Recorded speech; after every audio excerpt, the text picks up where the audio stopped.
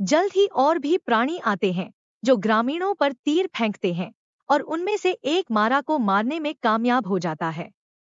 करीब से निरीक्षण करने पर हार्टडेगन को डार्ट पर एक काला चिपचिपा तरल पदार्थ दिखाई देता है, लेकिन इससे पहले कि वह इसका विश्लेषण कर सके, वह और अन्य ग्रामीण जमीन के नीचे से निकल रहे जीवों से घिर जाते हैं। वे अलौकिक शक्ति और आदिम शिकार रणनीति का उपयोग करके कई गांव के सदस्यों का गला घोंट देते हैं और उन्हें पकड़ लेते हैं। उनमें से एक प्राणी कैलेन पर आ जाता है और हार्टडेगन उसे बचाने के लिए जाता है। पीछा शुरू होता है और डॉक्टर को मिलों में से एक से लटका हुआ देखता है और जीव उसे पैरों से पकड़ लेता है। कुछ संघर्ष के बाद जानवर कई मीटर दूर से जमीन पर गिर जाता है, कुछ क्षणों के लिए बेहोश हो जाता है। जागने पर वह डॉक्टर पर झपटने के लिए वापस ऊपर चढ़ता है और उसे अपने बगल में गिराने में सफल होता है। कैलेन बचाव के लिए आता है, रेत में छिपे मेट्रो के नालों से भागते हुए जीव को भगाने के लिए आग का उपयोग करता है। जब हार्टडेगन उस क्षेत्र में पहुंचता है तो वह देखता है कि कैसे मारा को पकड़ लिया जाता है और जीवों के ठिकाने पर ले जाया जाता है। डॉक्टर पकड़े गए लोगों को बचाने के लिए जाने का प्रस्ताव रखता है, लेकिन लोग उसके प्रस्ताव को नहीं समझते क्योंकि उनके अनुसार उनके गांव में जीवन इसी तरह चलता है। जब हार्टडेगन ग्रामीणों की रक्षा की कमी को दोषी ठहराता है तो नेता उसे बताता है कि जो लोग लड़ते हैं वे सबसे पहले पकड़े जाते हैं। फिर वह कैलेन से बात करने जाता है, उसे बताता है कि उन्हें इसके बारे में कुछ करना चाहिए, लेकिन लड़का केवल यह टिप्पणी करता है कि एक बार जब जीव दूसरों को पकड़ लेते हैं तो चर्चा करने के लिए और कुछ नहीं होता है, जिससे पुष्टि होती है कि वे मोरलॉक थे।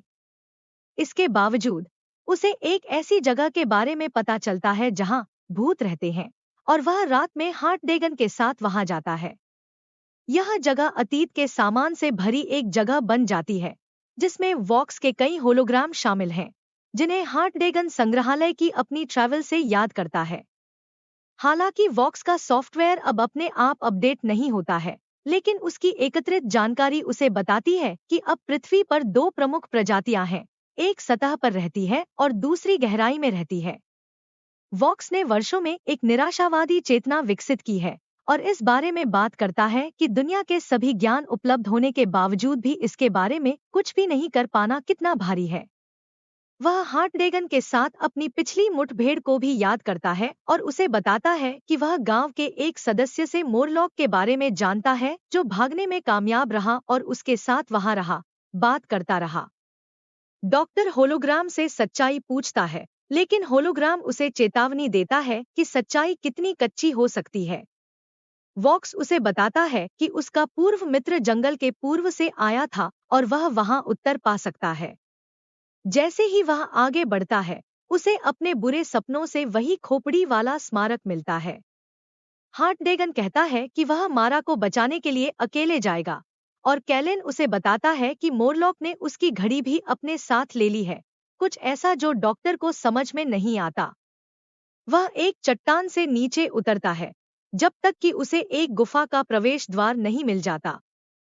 अंदर उसे जटिल तंत्र मिलते हैं जो सतह पर रहने वाले लोगों जैसी जनजाति के लिए उपयुक्त नहीं है।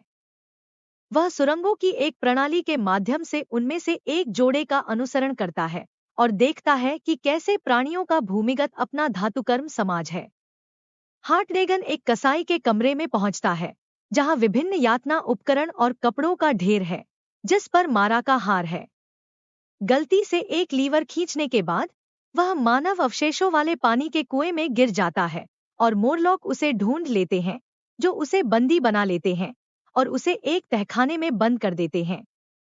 तहखाना अपेक्षा से अधिक विशाल निकला और कुछ सीढ़ियां उतरने के बाद मारा को एक पिंजरे में पाया जाता है, जिसके सामने एक सिंहासन पर एक आकृति बैठी होती है। यह आकृति जनजाति के नेता उबर मोरलॉक की है और वह बताता है कि चंद्रमा के विनाश के बाद से मानव जाति दो भागों में विभाजित हो गई थी, ऊपर वाले और नीचे वाले। मोरलॉक जातियों में प्रजनन करते थे, कुछ मस्तिष्क और अन्य मांसपेशियां थीं, जिन्हें टेलीपैथिक रूप से नियंत्रित करना आसान था। वे भोजन के रूप में उपयोग करने के लिए सतह पर मनुष्यों को पकड़ते हैं और केवल कुछ सबसे इष्टतम नए मोरलॉक के लिए पात्र के रूप में काम करने के लिए छोड़े जाते हैं। वह यह भी बताता है कि वह उस टाइम अपनी टेलीपैथिक शक्तियों का उपयोग केवल मोरलॉक को दूर रखने के लिए कर रहा है, क्योंकि इसके बिना वे कुछ ही महीनों में भोजन के भंडार को समाप्त कर देंगे। उबर मोरलॉक हार्टडेगन की यादों की समीक्षा करता है और उनकी जीवन शैली की आलोचना करने के लिए उन्हें पाखंडी कहता है, जबकि उसका टाइम ट्रैवल करना भी उतना ही अप्राकृतिक है। हार्टडेगन कमरे के पीछे अपना पुराना घड़ी का डिब्बा देखता है और टाइम मशीन के ब्लूप्रिंट के साथ अपनी पुरानी प्रयोगशाला में पहुंच जाता है। वह एम्मा को अपने सपनों के बच्चों के साथ पाता है, वह जीवन जो उसके पास कभी नहीं था। उबर मोरलॉक उसे कारण बताता है कि वह अतीत को क्यों नहीं बदल सकता है, और ऐसा इसलिए है क्योंकि एम्मा की मृत्यु के कारण उसे टाइम मशीन बनानी पड़ी, इसलिए वह उसे बचाने के लिए इसका उपयोग करेगा। एम्मा के जीवित रहने पर कोई मशीन नहीं होगी, जिससे टाइम विरोधाभास पैदा होगा। प्राणी हार्टडेगन को टाइम मशीन दिखाता है, उसे उसे देने की पेशकश करता है। डॉक्टर उसकी घड़ी भी मांगता है और उबर मोरलॉक उसे सौंप देता है, लेकिन तभी हार्टडेगन उसे अपनी ओर खींचता है, जिससे संघर्ष शुरू हो जाता है। वह लड़ाई के बीच में टाइम मशीन को सक्रिय करता है, लेकिन यह नेता की शारीरिक श्रेष्ठता के सामने कुछ भी नहीं है। हार्टडेगन एक वाल्व को नष्ट कर देता है, जिससे उबर मोरलॉक का ध्यान भंग हो जाता है और वह मशीन की सीमा से बाहर आदमी की गर्दन से लटक जाता है। टाइम मशीन के बाहर बीतता है और नेता तेजी से बूढ़ा होकर धूल में मिल जाता है। सुरक्षित होने के बाद हार्टडेगन देखता है कि मशीन का वर्ष अब 635 मिलियन से अधिक है और दुनिया अब नष्ट हो चुकी है और मोरलॉक द्वारा शासित है, इसलिए वह अंतिम निर्णय लेता है।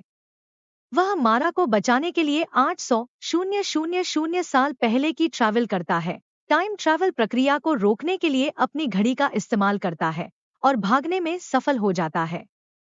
वह और मारा बचे हुए मोरलॉक का सामना करते हैं और सुरंगों से बाहर निकलने की कोशिश करते हैं। मशीन टाइम की एक लहर छोड़ती है, जिससे जीव बूढ़े हो जाते हैं और धूल में बदल जाते हैं और दोनों टाइम रहते बच निकलते हैं। मारा को अफसोस है कि हार्टडेगन ने अपनी मशीन खो दी है, लेकिन उसे अब कोई परवाह नहीं है, क्योंकि उसने अपने अतीत को पीछे छोड़ दिया है। टाइम बीतता है और जनजाति अब वॉक्स से अतीत की कहानियां सुनकर अपना मनोरंजन करती है और अपनी नई शांति का आनंद लेती है। हार्टडेगन मारा और कैलेन को बताता है कि उसकी पुरानी प्रयोगशाला कैसी थी और फिल्बी और मिसेज वॉचिट के बारे में, जो समानांतर स्मृति में खुश है कि उनका दोस्त आखिरकार एक खुशहाल जगह पर है। फिल्बी मिसेज वॉचिट को बताता है कि कैसे उसे और उसकी पत्नी को एक नए हाउसकीपर की जरूरत पड़ने वाली है और उसे यह काम करने का प्रस्ताव देता है। वह इसे स्वीकार कर लेती है, कम से कम तब तक जब तक मिस्टर हार्टडेगन वापस नहीं आ जाते। फिल्बी अपने दोस्त का सम्मान करते हुए अपनी टोपी उतारकर घर से निकल जाता है।